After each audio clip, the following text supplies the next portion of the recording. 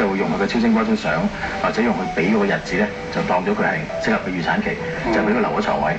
咁你知道佢其實可能個預產期更加早，可能係1月或者2月係預產期啦。咁你真係作動嘅時期咯喎，你去到醫院咧，其實你用嗰個假嘅日子咧，可能你早咗可能2個月或者早咗3個月，會變咗早產，咁所謂有都係假早產嘅出現啦。哦，咁如果係私立醫院有冇呢個咁嘅誤差咧？嗱喺私立醫院呢個情況可能會少啲，因為咧佢要醫生要簽紙，你幾時睇嗰個病人。私家醫生咧要寫明張紙，佢個預產期幾時，同埋超聲波確認咗。咁同埋咧喺私立醫院咧好多時咧佢哋會有個規矩嘅，即係話如果你做統計發覺咦唔得喎，你某個醫生不停咁有早產 BB， 咁不論你真早產假早產咧，佢就會要審核你啦，即係佢哋解釋點解啦。咁甚至有啲私家醫院咧嚴厲到就係話，如果你個 BB 係未足38週咧，佢唔準你 book 手術嘅。根本你 book 唔到手術 ，book 唔到入院嘅。咁所以咧假早產喺私家嘅情況可能會少一啲。宋博士，呢個真係請教你啊！嗱，你係學者，你對於社會上面出現一個咁嘅現象有啲咩睇法咧？我覺得呢種情況咧係日趨嚴重，特別係即係中港融合嘅進程加快咧，就內地有好多人咧係好睇重咧佢個細蚊仔喺香港咧係即係出世嘅話咧有好多個好處。一咁就有一個香港人嘅即係身份啦嚇，咁將來嚟講咧就即係喺教育啊、福利啊，甚至係房屋方面咧都有好多嘅保障。咁尤其喺教育嗰方面嚟講咧，香港嗰個中小學教育啊，以至咧係即係大專嘅教育嚟講咧，都係即係優質素嘅。咁變咗咧就會睇重呢一樣嘢。咁再加上咧就國內咧都有好多嘅醫療事故啊。咁我哋香港嚟講咧，亦都喺即係中國嘅境內嚟講咧，都係屬於一個咧係即係醫療方面咧，無論喺醫生、護士或者係即係醫療嘅設施方面咧，都係一流嘅。咁呢啲咁多嘅誘因之下咧，喺而家中港融合嘅速度加快咧，咁就變咗咧香港作為一個咧係品牌咧，就越嚟越多人過嚟香港，唔係淨係血拼啊，直頭咧，然之後過嚟生細蚊仔咧，可能都係一個好嘅選擇嚇。係啦，咁但係雖然咁，但係就好擾亂咗即係我哋即係香港市民啦。咁如果譬如有啲即係我有啲朋友都咁講啊，佢想生 BB 咧，咁但係公立醫院咧已經冇晒床位，咁有咩方法可以即係防止到呢啲情況出現咧？我諗其實好難就話即係絕對防止，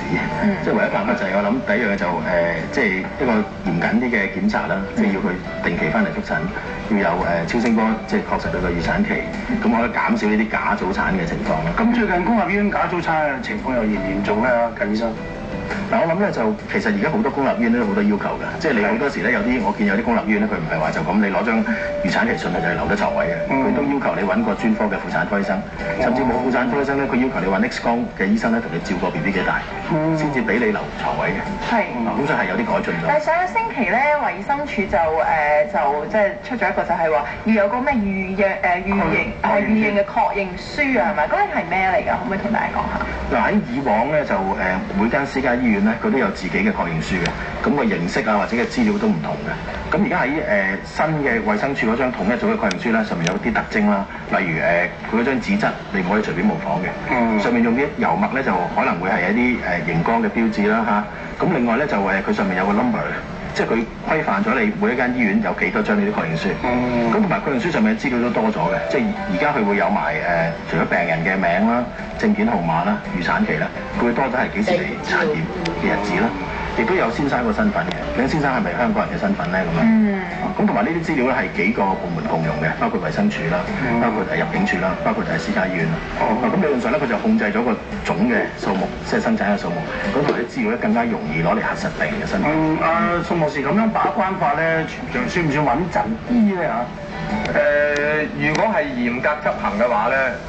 就當然會係好啦。咁但係咧呢種都係啱啱推出嚟嘅制度，其實咧即係都唔係話太耐嘅啫。咁所以咧中間咧仲有所謂即係優化嘅空間啦。但最重要咧就好多呢啲嘅即係中介公司啦嚇，其實佢哋咧都幾神通廣大嘅嚇。咁佢哋對香港嗰個衝擊就係話咧，佢哋可以提供一個咧係一條龍嘅服務。除咗頭先近醫生所講咧，啲所謂影子嘅孕婦到真正嘅即係有需要嘅孕婦嚟講咧，中間嗰個轉換過程咧，其實佢哋都有一定嘅即係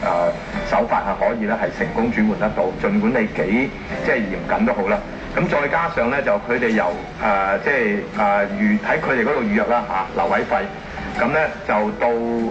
即係帶你過嚟安排你適當嘅住所，即係